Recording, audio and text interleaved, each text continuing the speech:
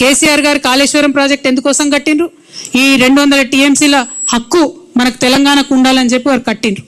మరి ఇవాళ కేసీఆర్ గారు కాళేశ్వరం కట్టి 4 సంవత్సరాలుగా ప్రతి సంవత్సరం 20 లక్షల ఎకరాలకు నీళ్ళు ఇస్తుంటే మీరు చూసి ఓర్వలేక ఇవాళ కేసీఆర్ గారికి నోటీస్ ఇచ్చిరా? 1 కోటి ఎకరాల మాగాణం తెలంగాణ వేసినందుకు కేసీఆర్ గారికి ఇలా మీరు నోటీసులు ఇచ్చిండ్రా?